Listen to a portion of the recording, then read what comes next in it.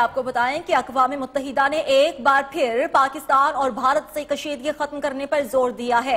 तर्जुमान secretary general ने कहा है कि पाकिस्तान और भारत के दरमियान कशीदा सूरत हाल से पूरी तरह आगाह है। एंटोनियो गुतेरेस दोनों ममालिक के साथ मुख्तलिफ सतह पर राब्ते में रहे और तनाव कम करने के लिए अहम किरदार अदा कर रहे हैं।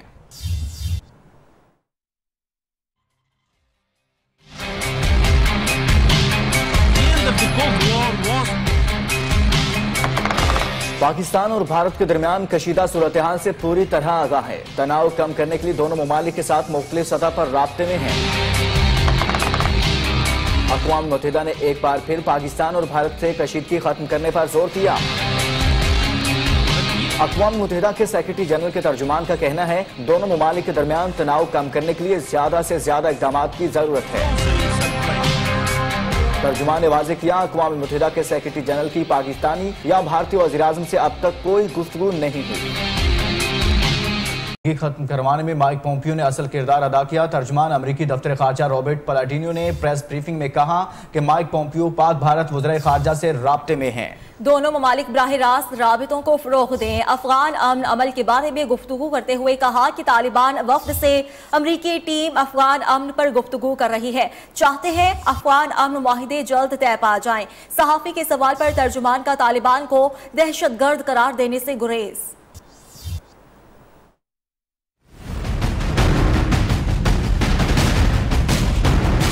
पाक भारत कशीदगी अमेरिका ने खत्म करवाई। तर्जुमान अमरीकी दफ्तर खारजा रॉबर्ट पलाडिनो की प्रेस ब्रीफिंग। रॉबर्ट पलाडिनो का कहना है, दोनों ममालिक बराह रास्त राब्तों को फरोग दें। माइक पोम्पियो पाक भारत वज़ीर खारजा से राब्ते में हैं। वज़ीर खारजा ने दोनों ममालिक को फौजी कार्रवाई से गुरेज करने का मशवरा दिया।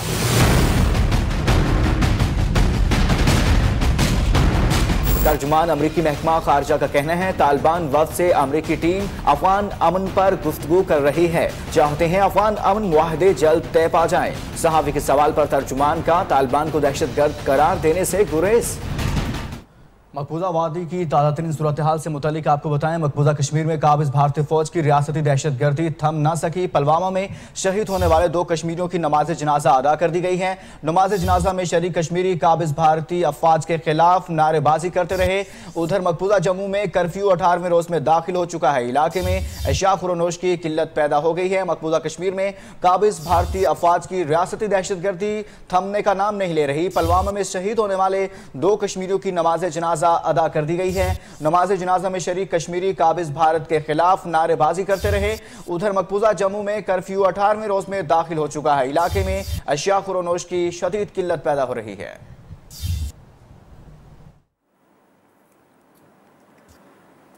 पाकिस्तान और भारत के दरमियान कशीदगी के दौरान अहम पेशरफ्त हुई है। करतारपुर राहदारी मुआहिदे के लिए पाकिस्तानी वफ्द 14 मार्च को भारत का दौरा करेगा।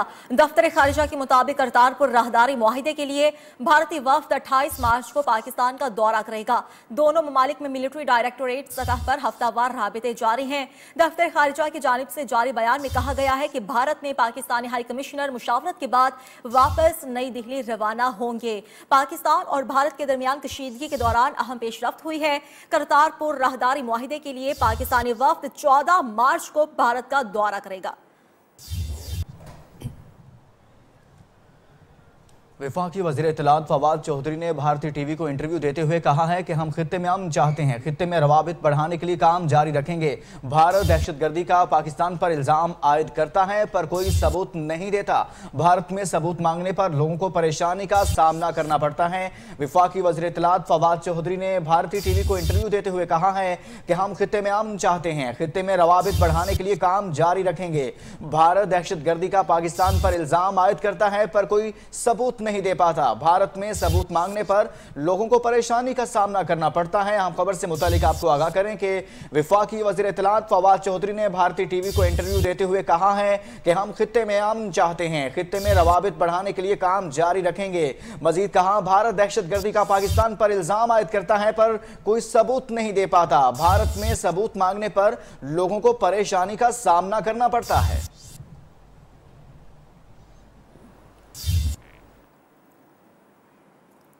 और अब आपको बताएं कि भारत को संजीदगी से देखना होगा वो कहां जाना चाहता है। अफवाज पाकिस्तान जारहियत का जवाब देने के लिए तैयार है। तर्जुमान अफवाज पाकिस्तान मेजर जनरल आसिफ गफूर का भारत को वाज़ेह पैगाम। कहते हैं 26 फरवरी को भारत ने जारहियत की, 27 फरवरी को हमने जवाब दिया। अब सूरत हाल कदरे बेहतर है। भारतीय डोजियर को मुतालिका वजारत देख रही है। कोई मुलव्वस हुआ तो कार्रवाई होगी। DGI-SPR के मुताबिक नेशनल एक्शन प्लान पर जिस तरह अमल दरामद होना चाहिए था नहीं हो सका। जमात दावा फलाह इंसानियत पर पाबंदी का फैसला जनवरी में कर लिया था। इसमें फौज की ख्वाहिश भी शामिल थी। किसी के कहने पर नहीं, अपने मफाद में एक्शन ले रहे हैं। ये वक्त इकट्ठे होने का है। अब पाकिस्तान का बयानिया चलेगा।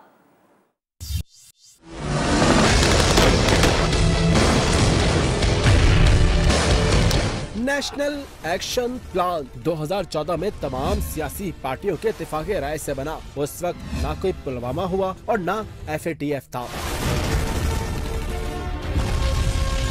तर्जुमान पाक फौज मेजर जनरल आसिफ गफूर की वजाहत। कहा, कौमी एक्शन प्लान पर जैसे अमल होना चाहिए था वैसे हुआ नहीं। 2014 में नेशनल एक्शन प्लान बना, तमाम पॉलिटिकल पार्टीज ने एंडोर्स किया और उसके ऊपर एक्शन करने के लिए 2014 से काम शुरू हो गया।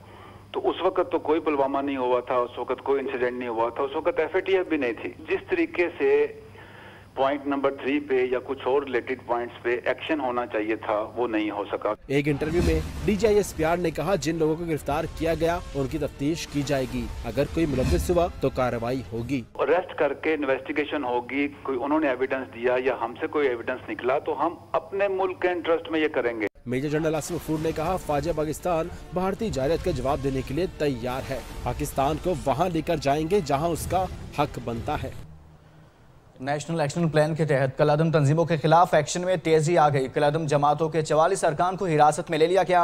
वजीर मुमलिकत बराए दाखिला शहरियार आफरीदी कहते हैं, ज़ेरे हिरासत अफराद में मुफ्ती अब्दुल रऊफ और हमाद अजहर भी शामिल हैं। उनका नाम भारतीय डोजियर में था, लेकिन कलादम तंजीमों के खिलाफ कार्रवाई पाकिस्तान का अपना फैसला है, किसी दबाव का नतीजा नहीं। वजारत दाखिला ने जमात दावा और फलाह इंसानियत फाउंडेशन पर पाबंदी का नोटिफिकेशन जारी कर दिया।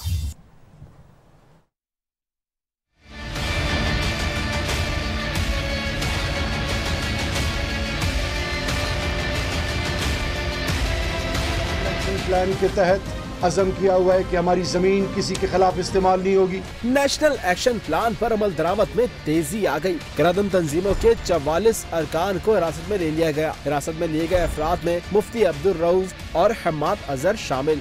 वज़ीर मुमलिकत बराए दाखिला शहरियार आफरीदी कहते हैं, कोई मुल्क पाकिस्तान में दखलंदाजी नहीं कर सकता। कोई भी कुव्वत पाकिस्तान के अंदरूनी मामलात में अब इंटरफेयर नहीं कर सकेगा। ये हमारे मुस्तकबिल और हमारी अपना इनिशिएटिव है। हम किसी प्रेशर में ये नहीं कर रहे। जो लोग हमने अपनी हिफाजती तवील में लिए हैं उसके अंदर जो 44 लोग हैं और ये मुख्तलिफ तंजीमों के हैं। हुकूमत ने जमात दावा और फलाह इंसानियत फाउंडेशन पर भी पाबंदी लगा दी। वजारत दाखिला की जानिब से नोटिफिकेशन जारी। पाबंदी इस्तेदाद दहशतगर्दी एक्ट 1997 के तहत आयद की गई।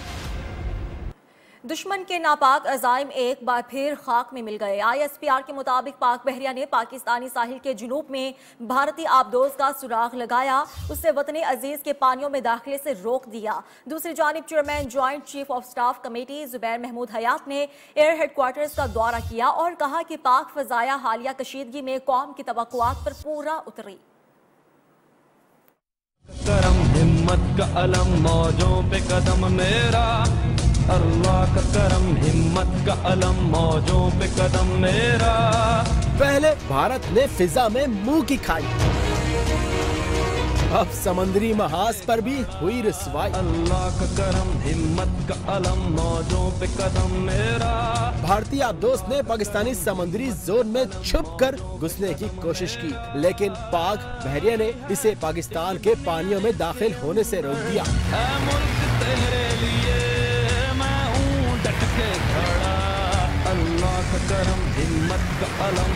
ISPR के मुताबिक पाक बहरिया किसी भी जारियत का मुकाबला करने के लिए हरदम तैयार है। मेरा रास्ता छोड़े बहरे अरब का पानी, पाक भारत कशीदगी की सूरत हाल में chairman joint chiefs of staff committee ने एयर हेडक्वार्टर्स का दौरा किया। एयर चीफ मार्शल मुजाहिद अनवर खान से गुफ्तगू में कहा, पाक फिजाया हालिया कशीदगी में कौम की तवक्कुआत पर पूरा उतरी।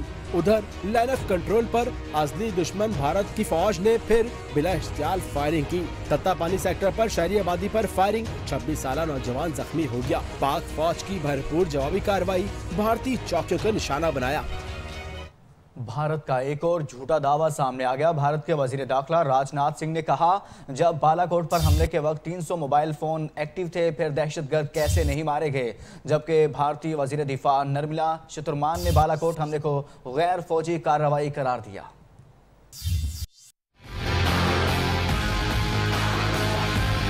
झूठ के पांव कहां? बालाकोट हमले में दहशतगर्दों की हलाकत पर एक के बाद एक झूठ। भारतीय वज़रा के बयानात में तजाद पैदा हो गया।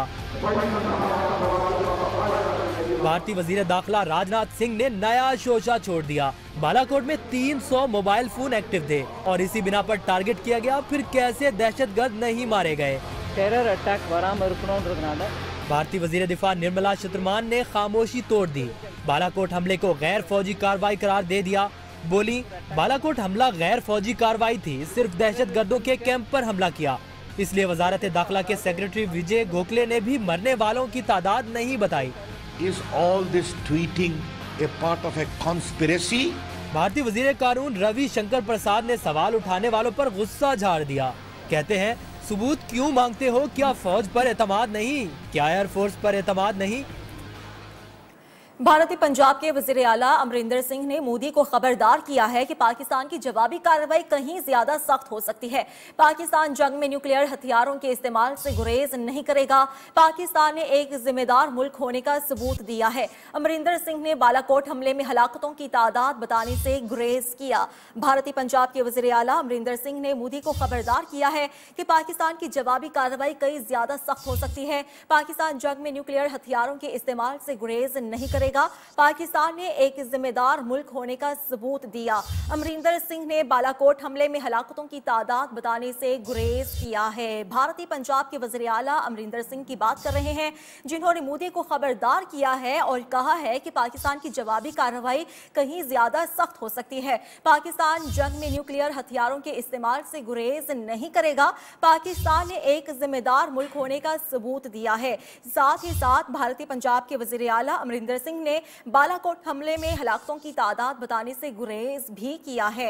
भारतीय पंजाब के वज़ीर आला अमरिंदर सिंह ने मोदी को खबरदार कर दिया है और कहा है कि पाकिस्तान की जवाबी कार्रवाई बहुत ज्यादा सख्त हो सकती है। पाकिस्तान जंग में न्यूक्लियर हथियारों के इस्तेमाल से गुरेज नहीं करेगा। पाकिस्तान ने एक जिम्मेदार मुल्क होने का सबूत दिया, ऐसा कहा गया है भारतीय पंजाब के वज़ीर आला अमरिंदर सिंह की जानिब से।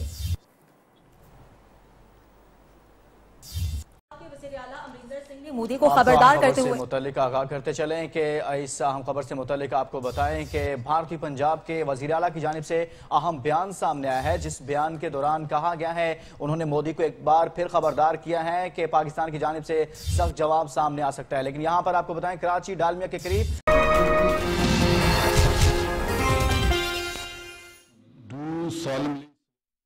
इत्तलात शमशान बुखारी की हल्फ बर्दारी की तकरीब इस वक्त जारी है। गवर्नर चौधरी मोहम्मद सरवर इस वक्त उनसे उनके ओहदे का हल्फ ले रहे हैं। That as a minister of the government of the province of Punjab, that as the minister of the government of the province of Punjab, I will discharge my duties. I will discharge my duties and perform my functions honestly to the best of my ability. Honestly, to the best of my ability, faithfully, in accordance with the Constitution of the Islamic Republic of Pakistan, in accordance with the Constitution of the Islamic Republic of Pakistan, and the law, and always in the interest of the sovereignty, and always in the interest of the sovereignty, integrity, solidarity, well-being, and integrity, solidarity, well-being, and prosperity of Pakistan. That I will strive to preserve the Islamic ideology,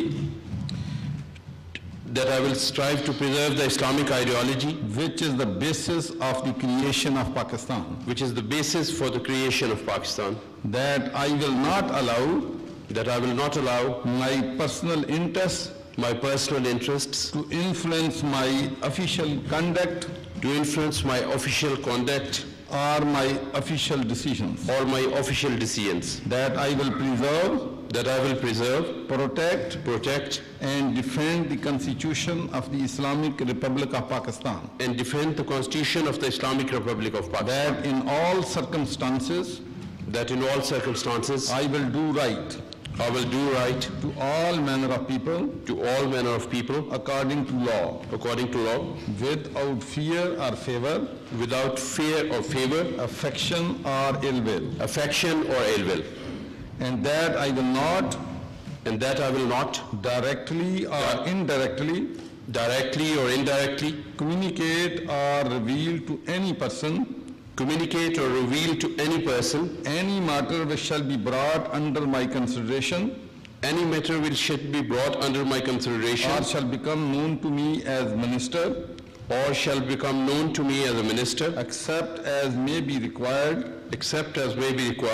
for the due discharge of my duties as minister, or as may be specially permitted by the Chief Minister. May Allah Almighty help and guide me. Ameen. May Allah Almighty help me and guide me. Ameen. शमशान बुखारी ने अपने ओहदे का हल्फ उठा लिया है और governor Punjab Chaudhary Mohammad server ने उनसे उनके ओहदे का हल्फ लिया है। शमशान बुखारी पाकिस्तान तहरीक इंसाफ की तरफ से साहिवाल के हल्का PP 201 से मुंतखब हुए थे और मुंतखब होने के बाद अब उनको सूबाई वज़ीर इत्तलात की जिम्मेदारियाँ सौंप दी गई हैं। इससे कबल फ़याज़ुल हसन ये जिम्मेदारियाँ अदा कर रहे थे। उनके मुतनाज़िर बयानात की वजह से उन पर सवालात उठ रहे थे और यूँ पाकिस्तान तहरीक इंसाफ ने गुज़िश्ता रोज़ एक अहम फैसला किया, जिसके बाद नई जिम्मेदारियां अब शमशान बुखारी के हवाले की गई हैं, उनको सौंप दी गई हैं और अब उन्होंने अपने ओहदे का हल्फ भी उठा लिया है। शमशान बुखारी का ताल्लुक उकाड़ा से है, जबकि उन्होंने ज़िमनी इलेक्शन में हिस्सा लिया साहिवाल से। गवर्नर हाउस में वज़ीर इत्तलाआत पंजाब शमशान बुखारी की हलफ बर्दारी की तकरीब के मनासिर आप देख सकते हैं। आपको बताएं कि अब से शमशान बुखारी वज़ारत इत्तलाआत का बाकायदा कलमदान संभालेंगे। गवर्नर हाउस में ये मनासिर हैं, आप तक पहुंचा रहे हैं लाइव मनासिर, जहां पर हलफ बर्दारी की तकरीब हुई, जबकि बाकायदा तौर पर हलफ भी उठा लिया गया है। और इसके अलावा आपको बताएं कि इससे कबल फ़याज़ुल हसन चौहान थे, लेकिन उनके मुतनाज़िर बयान की वजह से उन्हें इस्तीफ़ा देना पड़ा और अब शमशान बुखारी ने बाकायदा तौर पर हलफ उठा लिया है। खबरें और भी होंगी, लेकिन इस ब्रेक के बाद।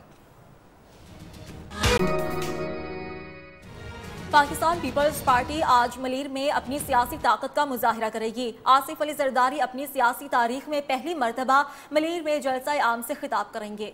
शहीद अब्दुल्ला मुराद की बरसी की मुनासबत से मलीर मेमनकोट के फुटबॉल ग्राउंड में पंडाल सजा दिया गया है। जलसे की तमाम तर तैयारियां मुकम्मल कर ली गई हैं। मजीद तफसीलात जानेंगे आसिम अशरफ से। आसिम अशरफ, आगाह कीजिएगा, पाकिस्तान तहरीक इंसाफ आज कराची में मैदान सजा रही है। बिल्कुल, देखिए जी, पाकिस्तान पीपल्स पार्टी के रहनुमा शहीद अब्दुल्ला मुराद की बरसी का प्रोग्राम आज एक बड़े जलसे में तब्दील होने जा रहा है, क्योंकि साबिक़ सदर आसिफ अली जरदारी और जो सिंध हुकूमत के जो बड़े अहदेदारान हैं, वज़ीर आला सिंध समेत जो बड़े पाकिस्तान पीपल्स पार्टी के जो सूबाई रहनुमा हैं, वो जो है वो आज इस बरसी के जो है वो जलसे आम से खिताब करेंगे। और मलीर का जो इलाका है मेमनगोट, पाकिस्तान पीपल्स पार्टी का एक तरह से कहा जाए कि गढ़ समझा जाता है तो गलत ना होगा। मलीर 15 नेशनल हाईवे से लेकर और मेमनगोट तक जो है वो पाकिस्तान पीपल्स पार्टी के परचमों से पूरे इलाके को जो है वो भर दिया गया है। इसके अलावा जो मेमनगोट का जो फुटबॉल ग्राउंड है, वहाँ पर जो है वो ये पिंडाल सजाया गया। हम उस पिंडाल में मौजूद हैं। 40 फीट जो है वो तवील स्टेज है। इसके अलावा जो है वो जो चौड़ाई है वो तकरीबन जो है वो 25 फीट रखी गई है। कारकुनान के लिए जो है वो सामने पिंडाल सजाया गया है। ख़वातीन के लिए अलहदा कुर्सियाँ लगाई गई हैं। इसके अलावा जो मर्द कारकुनान हैं उनके लिए भी जो है वो अलहदा कुर्सियाँ लगाई गई हैं। इंतज़ामिया के मुताबिक जो है वो तमाम तर तैयारियाँ जो है वो तकरीबन मुकम्मल कर ली गई हैं। बस आखिरी मराहिल में है जलसेगाह की तैयारी का काम। और शाम 5 बजे का जो है वो वक्त रखा गया है कि जब साबिक़ सदर आसिफ अली जरदारी अपनी सियासी तारीख में पहली मरतबा जो है वो मलीर में पाकिस्तान पीपल्स पार्टी के जो कारकुनान से और आवाम से जरदारी पाकिस्तान पीपल्स पार्टी का कारकुनान से पहली मरतबा खिताब करेंगे। तमाम तर तैयारियां मुकम्मल कर ली गई हैं। आसिम अशरफ तफसीलन बता रहे थे। पाकिस्तान तहरीक इंसाफ की पार्लिमानी पार्टी का इजलास आज तलब कर लिया गया है। मिनी बजट मंजूर कराने की हिकमत अमली तय की जाएगी। वज़ीर खजाना असद उमर मिनी बजट पर अरकान को एतमाद मिलेंगे। फैसल वावडा का मामला भी ज़ेरे बहस आएगा।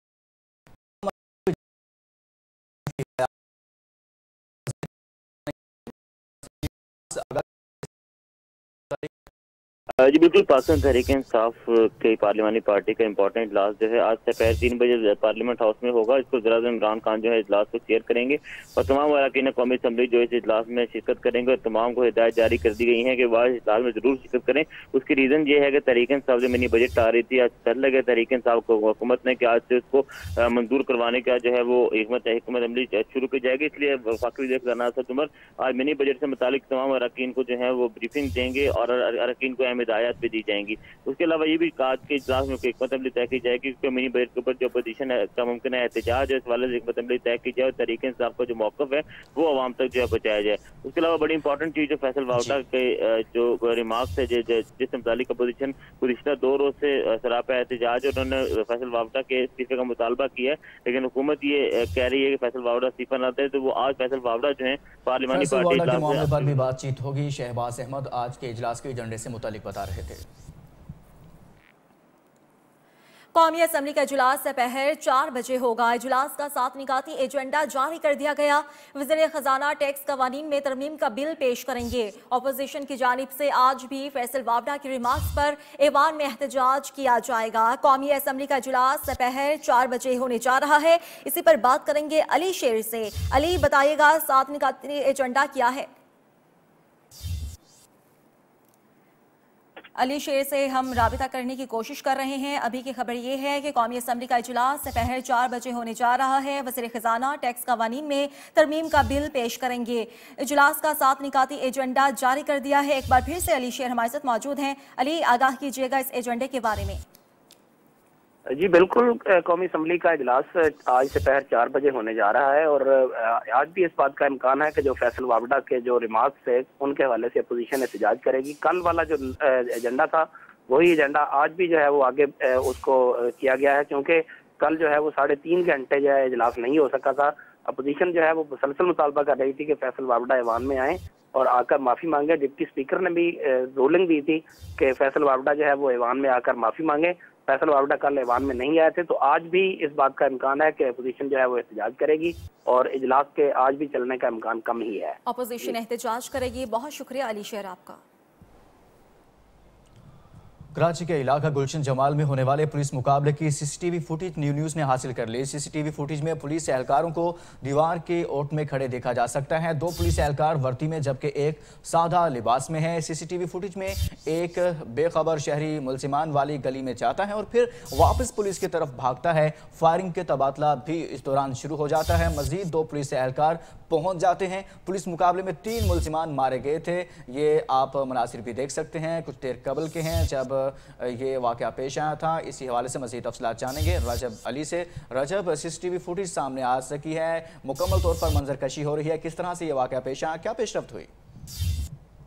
जी सुबह सवेरे का वाक़या है। पुलिस का कहना है कि गुलशन जमाल में मुश्तबा अफराद जो है मौजूद थे। कहीं से वो जो लूट मार की वारदात करके गुलशन जमाल की तरफ जब वो आए तो पुलिस को इत्तला मिली कि मुश्तबा मुसल्लह अफराद जो है इलाके में मौजूद है, जिस पर पुलिस ने इलाके की नाकाबंदी की थी और इलाके में जैसे ही पुलिस गुलशन जमाल के अंदर दाखिल हुई है इस थाने की हदूद है जहाँ पर ये वाक़या पेश आया। पुलिस का कहना है जैसी पुलिस जो है वो अंदर इलाके में दाखिल हुई तो मुसल्लह मुलजिमान ने पुलिस पे फायरिंग कर दी और जवाबी फायरिंग में 3 मुलजिमान मारे गए, जबकि 3 मुलजिमान का जो चौथा साथी है वो मौके से फरार होने में कामयाब हो गया है।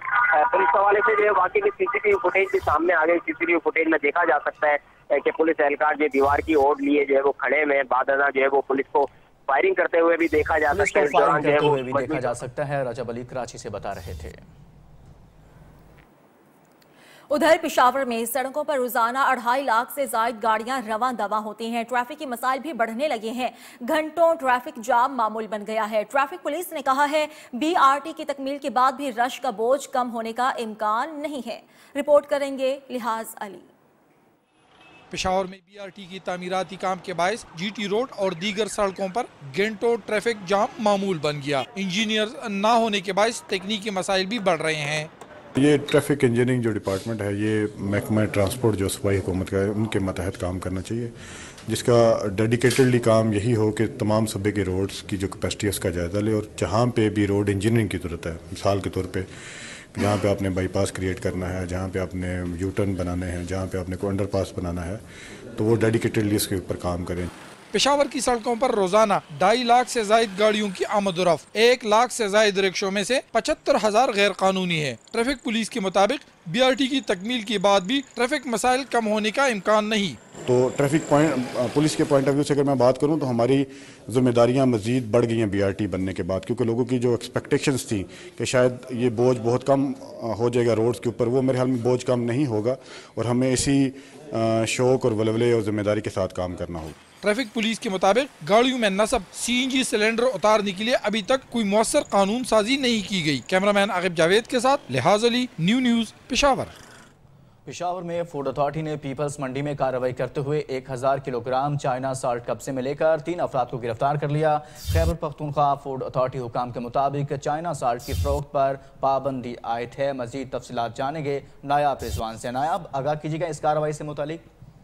जी बिल्कुल, खैबर पख्तूनख्वा फूड अथॉरिटी ने पीपल मंडी में कार्रवाई करते हुए 1000 किलोग्राम चाइना सॉल्ट कब्जे में लेकर 3 अफराद को हिरासत में ले लिया।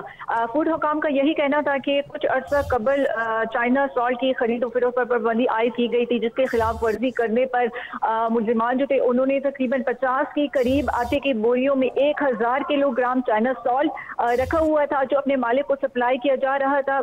फूड ऑफिसर ने मौके पर कार्रवाई करते हुए अफराद को भी गिरफ्तार कर लिया, जबकि चाइना सॉल्ट जो है वो भी कब्जे में ले लिया। जी ठीक, शुक्रिया नायाब रिजवान, तफसीलात बता रही थी। और अब एक नजर सोशल राउंडअप पर। सरगोदा के नवाई इलाके में 2 मुखालिफ धड़ों में फायरिंग के दौरान 3 अफराद जाँ बहक, 1 शदीद जख्मी हो गया। पुलिस के मुताबिक वाकया राजी के तनाजे पर हुआ। लाशें पोस्टमार्टम के लिए अस्पताल मुंतकिल कर दी गई।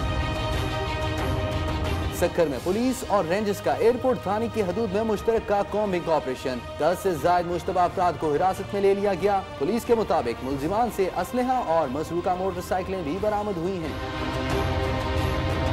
लाहौर के इलाका किला गुजर सिंह के इलाके में 17 साल लड़के ने खुदकुशी कर ली।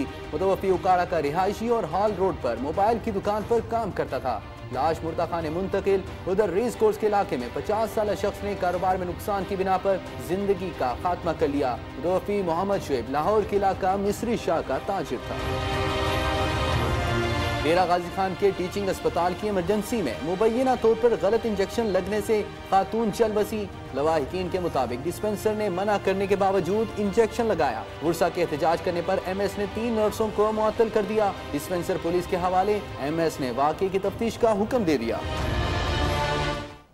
सुप्रीम कोर्ट में NICL करप्शन केस की समाअत हुई है। जस्टिस गुलजार अहमद ने इस्तफसार किया, मोहसिन हबीब को गिरफ्तार क्यों नहीं किया गया। इतना बड़ा केस है और मोहसिन हबीब आराम से घूम रहा है। जस्टिस गुलजार ने रिमार्क दिए, नैब को आखिर तकलीफ और परेशानी क्या है, नैब क्या कर रहा है, नैब की हर चीज में गड़बड़ है, नैब आंगन ही टेढ़ा है, नैब वाले बहादुर अफराद पर हाथ डालने से डरते हैं। करप्ट लोग मुल्क को लूट कर खा गए, कोई उन पर हाथ नहीं डालता।